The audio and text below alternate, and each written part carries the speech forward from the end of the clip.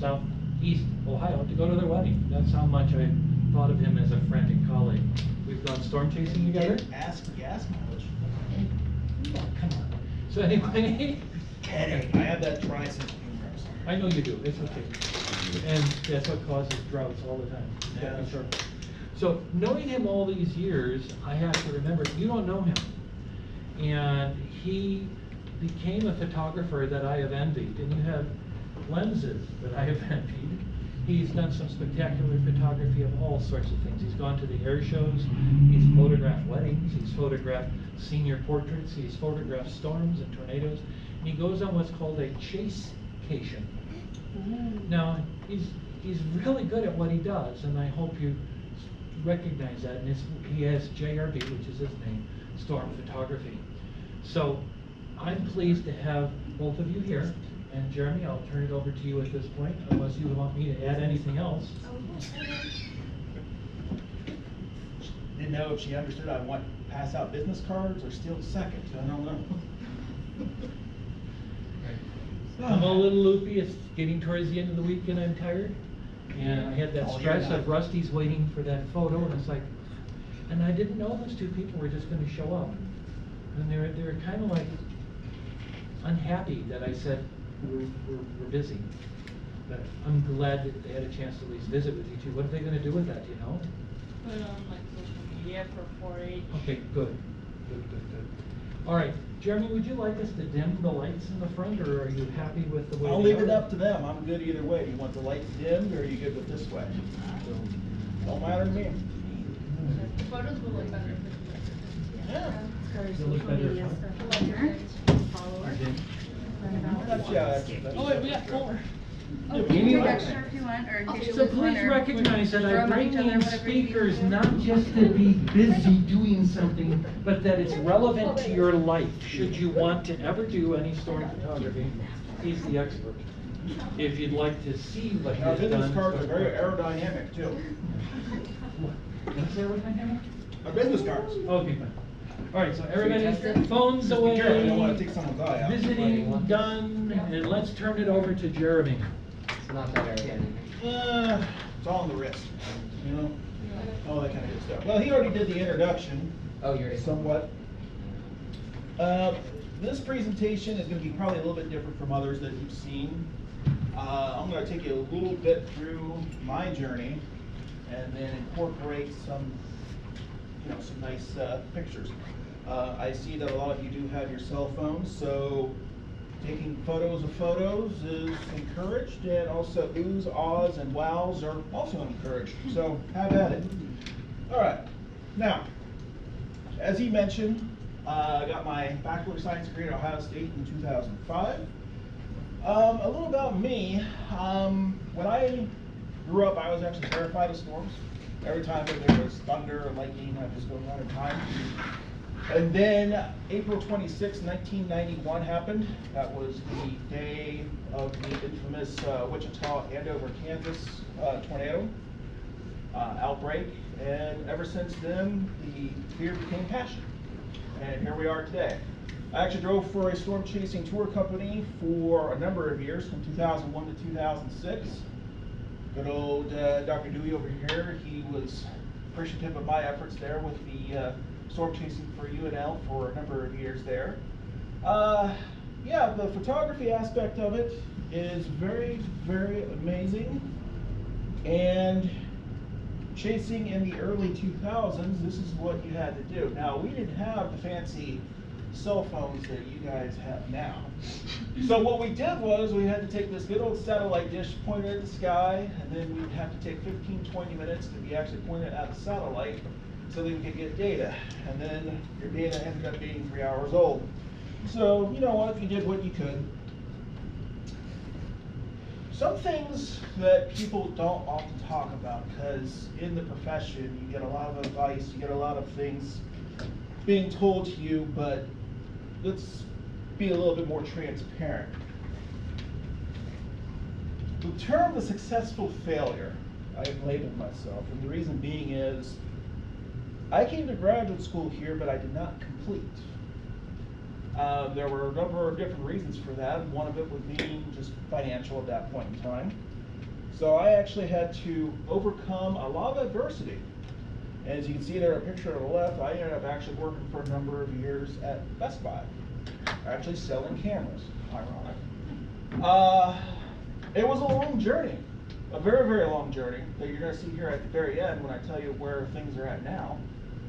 But I want you to remember, if you're going to take anything from this presentation today, is remember, no one's journey is going to be absolutely the same. Everyone's journey is going to be a little bit different. The bottom line is how you get there, and more importantly, that you feel good about yourself there in the end. Where we're at today, after a couple years of discovery, is that we were actually very, very good at presenting to the public and using our photography to create awareness and education. So as the years have gone on, we've got more and more involved in the outreach portion of it. So what we're going to do here is going to go through a number of photos that I feel are very interesting. And this photo right here is probably one of my, I'd say, Chantal High's more famous photos. This is a tornado up near Cheyenne, Wyoming, a little northwest of Cheyenne, Wyoming. This photo we entered in a contest for a company called Honorable Pics. It's now known as Pretty Neat. It's a camera company based out of New York City. And in 2019 we entered the photo, and it ended up being named one of the top 12 images taken in the world in 2018. Not too bad. That tornado was rated EF2. This photo, maybe you've seen the Wizard of Oz. Yeah. Okay. There's that one scene there, you know, the tornadoes, it's going, you know, Dorothy's house. This is what we call the homage to the Wizard of Oz. This one. So this is just the shrinking stage of it, and we decided to convert it into black and white. Going to go through some different tips here in a little bit, and one of them is monochrome is an interesting way to do photography every once in a while. Anyone know what that feature is? Shelf cloud. Shelf cloud, yep, very good. Shelf clouds are very pretty to photograph, especially when you have the right lighting. Right around sunset, you get to that hour or so, right around the sunset or even sunrise, you have this golden light, the golden hour. And just sometimes the light is just so very natural. It's not too aggressive. It's easy. It really makes your photo stand out. A few minutes later, the shelf cloud goes over you, and now you have the whale's mouth right here. Our temperature at that point plunged from 85 to 62 in a matter of minutes. So if you ever do go out and look at storms, bring a sweater. Or maybe you're just a hot box. Okay. This is a storm. Actually, this probably would look very close to the storm that you saw last night if you're right next to it. This is probably about a mile and a half, 2 miles to our east. This storm is actually moving south-southeast at this point. Fremont got lucky that this storm was actually in close proximity to other storms. Otherwise, there probably would have been a tornado that would have occurred, probably right in here. Yeah, it's nice inflow coming from the side there, and as you can tell from that, that storm is very nicely rotating. This is in the grasslands of Wyoming. This is actually one of our favorite places to go, the high plains, because there's really nothing out there. You can see for miles. And you got this little feature right here. What do you think that is right there? Hail. Very good. Yep, hail right there coming on down. Sun is at our back. We've got a great view, beautiful contrast, great looking photo. Same day, a few minutes later, or actually a few hours later, excuse me. Now we're at sunset. This particular storm produced 2 tornadoes back here in the ring. This is what you refer to. This is kind of like a hybrid of a classic supercell and a high precipitation supercell. You can see all this precip is just right here, and the reason being is that you don't have enough wind at your mid to high levels to actually push that precip further away out from the main part of the storm. So the high precipitation supercells, they can be very, very photogenic, but they're also very dangerous as well. This is another one. This is kind of like that Liberty Bell looking storm up near Montana a number of years ago. I'm showing you different examples. This is an LP, low precipitation supercell, also up in Montana. Now, I know all of you are not going to have access to a high-end camera. Photography now anymore can be done with almost anything. You've got your cell phones on your smartphones. You can pretty much take these photographs with almost anything. Basically, the key thing is going to be this. A lot of times you're just going to need a tripod or a surface that allows you your camera to be steady, especially if you're doing nighttime photography, if maybe the storm last night or so forth. If you do have a camera, make sure your batteries are charged. Cleaning cloths for not only your phone, but your camera are nice.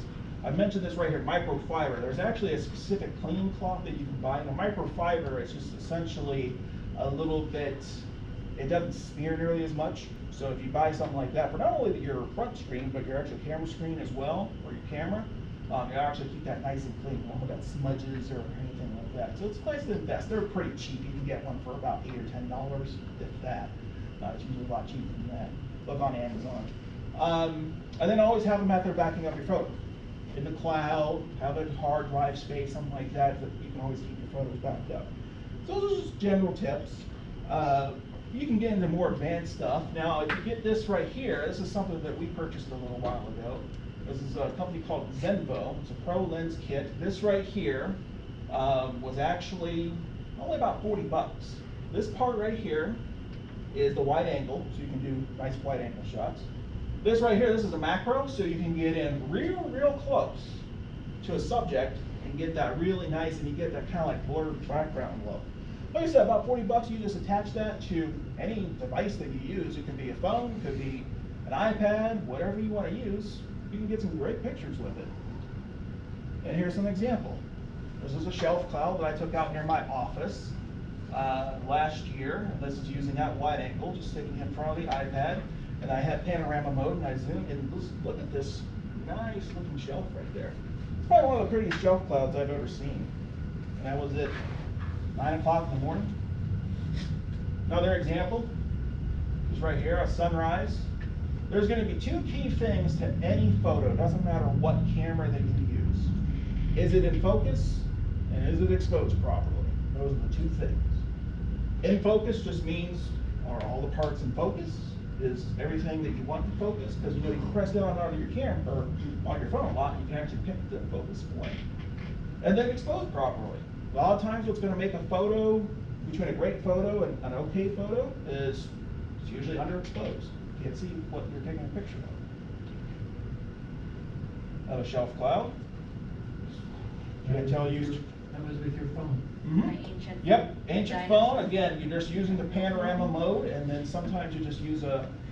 Again, all you're doing is if you. So on this particular case, you press down on your phone, like right in here. Like let's just say this is your screen, right here in the center. Now that way it's exposing evenly for the shot, and then you just take your camera and then, or take your phone to me and just pan around, and now you've got a nice even exposure. So that's all you got to do. If you just press down on your screen, and you usually say like autofocus lock or something like that. At least it does with the iPhones. I'm not sure about the Androids. Your focus is locked, and then you just either take the picture, like snapshot, or you do a panorama, and it's going to look great. And the newer iPhones probably have much better sensors that just Oh balance yeah. that Oh, out I guarantee you. too. If any of you use any of your probably newer phones and that ancient dinosaur, this is even a little more detail. Yeah. You lose a little bit. The older phones, you know, quite like with the highlights and things like that. The contrast is a little. I'd expect the iPhone cameras to look great. It's the only thing they've been updating the past few years. You got that right.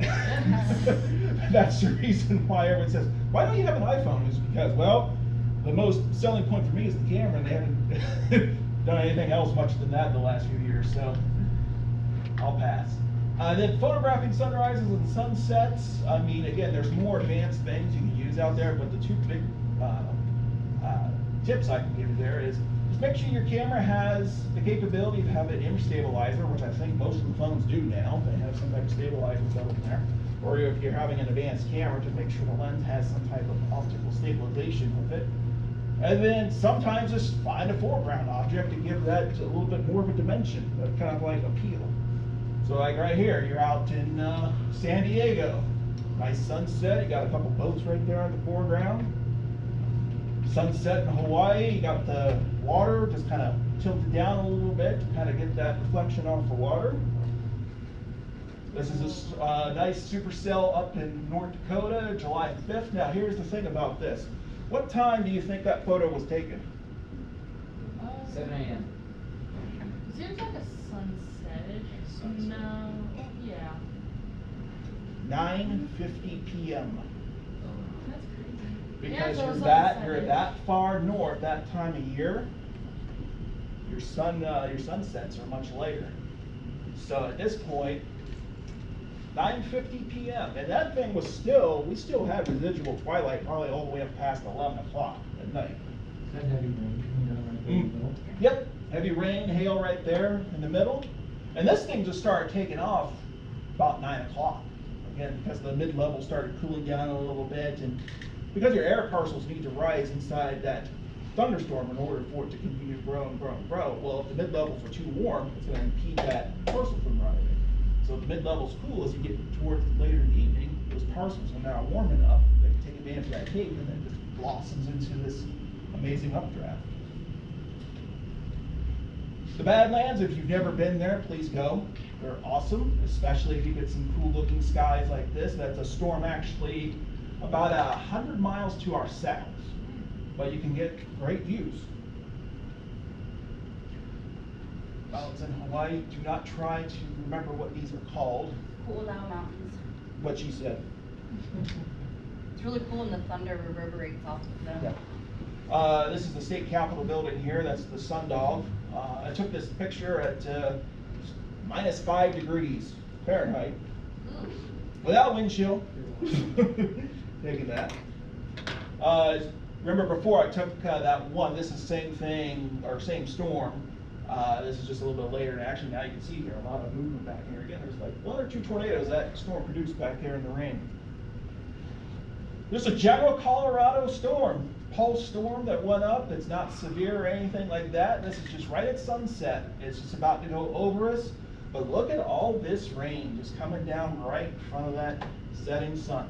A lot of times photography is just right place, right time.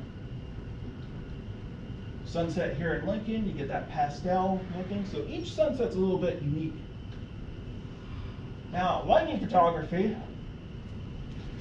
yes, disclaimer, every storm is going to be dangerous. So just make sure that don't attempt this unless you have real good knowledge about thunderstorms and photography. Lightning is really, it just comes down to this. Your camera just needs to be on a steady surface again. Put it on a table or, you know, the hood of your car or a tripod. Just something that you can keep it nice and steady.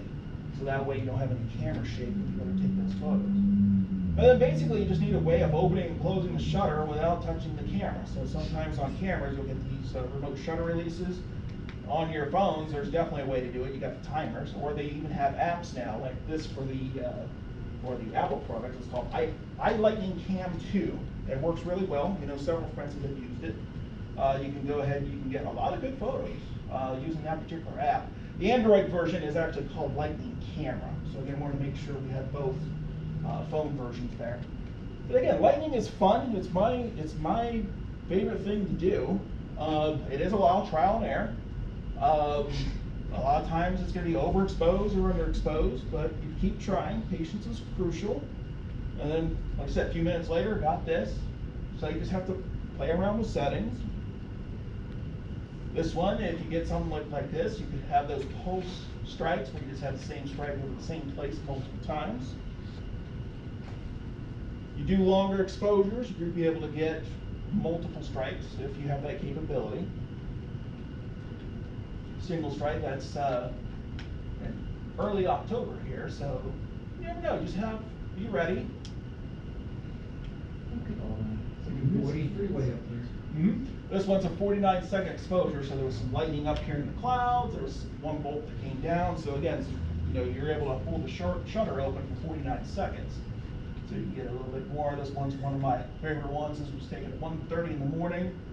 4 separate strikes, actually 5. There's 2 back here, 2 there, 1 big one there. Lightning bolt right here. Shelf cloud. Now, what do you usually associate with a shelf cloud? Supercell? Even more general. Thunderstorm. Wind. Shelf cloud's gonna be the end here. Now, here's a very, it's a question, but it's kind of like pause a moment for thought. What happens when a 70-mile-an-hour wind hits an unanchored tripod? Knocks it off. That's yeah. Make sure that if you do photography, make sure that your camera is anchored, because wind will take that thing down. So make sure that you do not only use the tripod, but if you're using a more advanced camera, that's why these lens hoods we put down the head, there's a scrape right there. The camera was fine. Thank goodness the impact was actually mostly on that lens hood. Lightning, the photographers will call this like spider lightning. Goes out like that. This is just lightning up in the anvil of a thunderstorm. So usually if you got your main updraft here, here's your anvil, and sometimes you'll get these lightning strikes that'll occur in the clouds right above you, the anvil, or sometimes they'll come out, as I'll show you here in a second. Dual strike. Again, longer exposure, be able to get 2 in 1. This is North Dakota. Again, twilight, a little after sunset. Kind of got that bluish purplish light. Very nice. A few minutes later, I got this one. Piece of advice: if you go to North Dakota and you do lightning at early July, bug spray's not going to help you. So, yeah, it's mosquito city. So, yeah, bring bug spray, but may not matter. Mosquito empire. Yeah. Jeez. That was 3 hours worth right there. So, again, same type of thing. Single strike right here. Got it right here towards sunset. Up in Montana. This is my first Montana lightning strike I ever got. Right here. Now these next few are going to be kind of cool. Two Buttes, Colorado, a couple of years ago. Probably the most intense lightning storm I've ever photographed. A couple single bolts, double bolt, then we can start getting really good. Got something like that right there. Right there. Now there was some really good stuff. You want to see the best lightning photo I ever took? There it is. Now, again, as I mentioned, if you do attempt to do this, and you're looking at a storm, let's just pretend that you're, well, basically the way the storm is oriented here, the storm's kind of moving south-southeast, so your anvil is actually blowing this way. Again, don't forget about the anvil. The anvil strikes are very powerful, they're very photogenic, but at the same time, it can also be very dangerous. So make sure that if you're going to do this, we're actually a couple miles away. I've zoomed in with a zoom lens on this. I just so happen to be in the right area. So make sure that you're very cognizant of that anvil, because you're going to have some very, very bright bolts coming out of that, but at the same time, it's going to be very dangerous. Same type of thing, again, those bolts are coming out of the anvil now. You notice they're no longer under here. Same thing, kind of coming out of the anvil a little bit. There was this one, that was a, most of these were only maybe 10 seconds. So you're capturing multiple bolts all at the same time here. So this was, you get the right storm, you're gonna have no problem. Some tips to make your images unique. Very simple, keep your horizon level. Sometimes the best zoom is your feet. Don't have to worry about any optical zoom. So let's just say you're standing on a, let's say you're standing on the side of the road, and sometimes you want to zoom in. Well, you look one way, look the other way, just like across the road. Now you don't have to worry about maybe like a guardrail or a fence or other things that maybe, or the power lines. Power lines are the number one thing. That way you want power lines in your photo. If you have the capability to do it, sometimes the best zoom is your feet. Foreground elements or objects for interesting photos. Already mentioned that with sunrises and sunsets. Black and whites will work for certain images. And try a different point of view. Different point of view. So you have modest clouds here, point in the foreground. Chantel tells me, lay in the ground. Lay on the road, actually. Or lay in the road. Yeah. Just don't get run over. Well, no, there was no one there, like a farm road, so you just lay down, and then I just tilt the camera. I had a little flip screen and tilted it up. So basically, I'm looking straight up at this. So you got the corn in the foreground, and you got the Bermuda clouds. This is what we call atmospheric magic. Again, walked across the road. At least get some of this fence out of the way. Same thing, you got a foreground right here, fence post, rainbow, double rainbow. So we saw in Colorado. Sometimes we're with a person in the foreground. This photo right here is, we call Red Barn Shelfie. Right there in the corner, put the red barn there in the corner. This was actually named by Crickney as one of the top 100 images taken in 2019. And then a couple of years ago, we entered this into the American Meteorological Society weather band photo contest, and we took second place in the world for 2022. I remember seeing that. It's a gift for magazine. That's me! Oh, that's Nice. fun. Oh yeah, you know a celebrity. Yeah, far from celebrity. That's nice. All right, so here you go. So Longmont, Colorado, railroad tracks right there in the foreground. Nice little sunset with rain shaft there. Do black and white, sometimes black and white with hail shafts or rain will make for an interesting looking photo. Sometimes you can do what's called sepia mode, kind of give it that golden light. Golden feel, again, black and white really brings out the hail shaft really nicely. Again, different angle, looking kind of up. Now, for those of you who like a little variety with photos, let's take you a little bit beyond weather. Well, still weather. Still Still weather. but weather. it's still weather, but you know, it's just maybe not everyone loves, you know, the cold. Macro photography, snowflake. Just need a really good macro lens to do that. Actually, fantastic. That little device I showed you at the beginning, that Zenvo thing, that could do that really well. Just heads up. So if you want to spend 40 bucks, like I said, it'll work real well. Again, macro photography at work.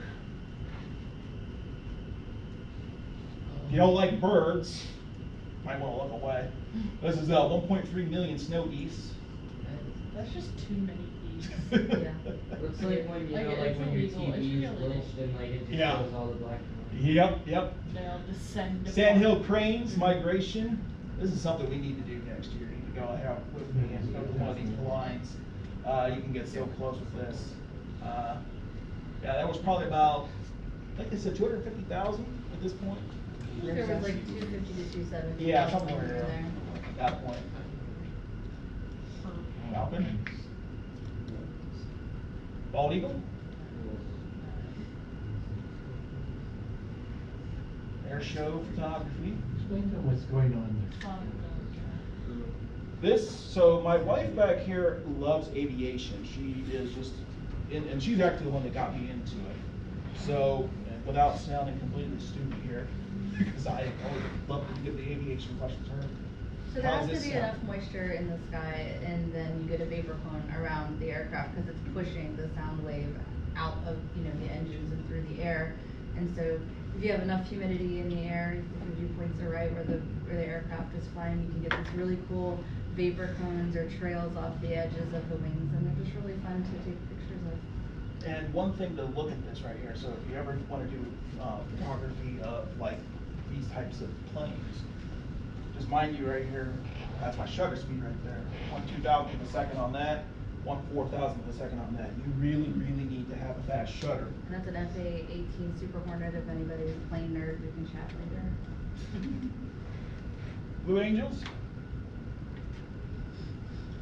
Again, 1/3200th of a second shutter.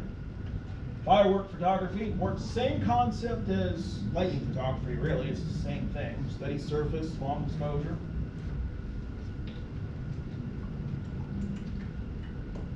It's pure. Oh my god. Oh, I love Total solar eclipse. I was there. This is, yeah, the one in 2017. Oh, yeah. Diamond ring. I saw the one in April. My Yep, the one in dad- April, yeah. My yep. dad let me, brought me out of school early for that one, I remember. I'm glad, that was an experience, like, that was something, when they say it's like, oh, once in a lifetime, it's like, no, it's definitely, there's one other experience we had recently, you'll see here in a second, this is probably one of the top two, like, everyone says, like, what's your best, like, weather moments? They're not weather moments, they're actually the eclipse and then something else here, we're gonna show you here in a second. Did you take that photo? These are all ours, yeah, these are, this is actually amazing enough, this is my first time ever trying an eclipse, and it just happened to work. That's crazy. And then that's the total soil. So this is basically the composite, so it's showing the different stages of it. How did you create that? So this is 9, 1, 2, 3, 4, 5, 6, 7, yeah, 9 different photos. You have to edit each one with the same level of coloring and everything, and just the different applications we were put towards it. And then what we did was we figured out a way in Lightroom that you put all 9 photos together, make sure to even out the background so it's all the same exposure, and then get an export, and it gives you this big composite right here. That was probably about 16 hours worth of work to put that together, but it was well worth it. Full moon. This was taken with a Nikon P1000. This is actually the longest 35mm equivalent lens that you can actually get on the market. This is just a standard point and shoot camera, but it has a 3000mm equivalent lens, which is crazy. This is the #1. This is the Auroras. This was the evening of May 10th into the early morning of May 11th. We were at the Branch Oak Observatory in Raymond. That's about half an hour northwest of here. An experience we'll never forget. We wanted to do this for such a long time, and we just had some really, really bad luck. And not that night. That was an amazing, amazing night. There were times that you could see it with the naked eye, but a lot of times what they were doing was they were sending folks over to us to say, just look on the back of the camera, and you could see like what it was looking like there. That's an interesting thing, we talked about that earlier.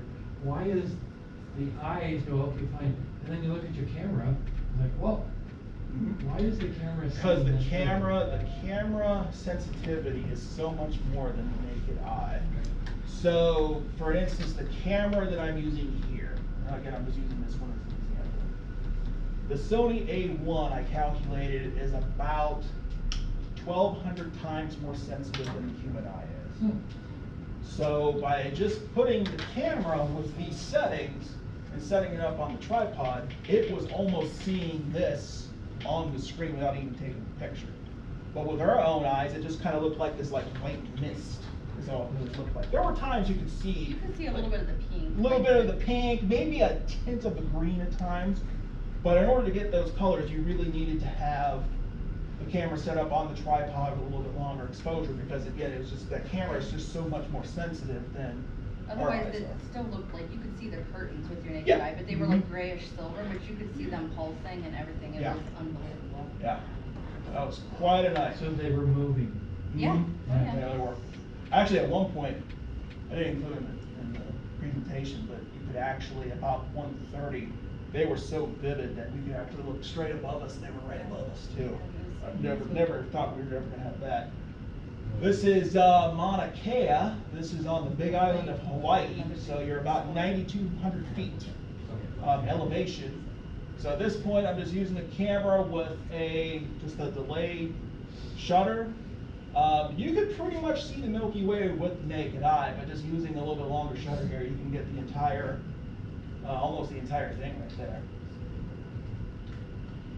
And then later that night, we went to the volcano. I was like, okay, let's take some pictures of the volcano. So I got a really good Milky Way photo and a really good volcano photo in the same media. We also got lost on the volcano. And It I was got really lost in dark. the. Oh, that's about. That was a That fun was a top time. 5 moment too. Got lost on the grounds because it's so. Not only is it dark, but now you're getting the volcano fog, the Fog. Fog is as a well. real thing. And then finally, Smith Falls, Nebraska, waterfall right there. That'll end that. Now, walk you through a little bit. So I told you a little bit in the beginning about my journey. 6,023 days. That's the amount of time between graduating with my degree and when I actually got my first job in a science-related field. So it took 16 and a half years. Everyone says, what's your advice? What's your advice? I go by 3 P's: patience, persistence, and perseverance. Know them, learn them, study them, do it. That's the only way that you're going to be able to probably get the success that you want in that way. I always try to say, remain grateful, have gratitude, remain humble, because it's a tough job.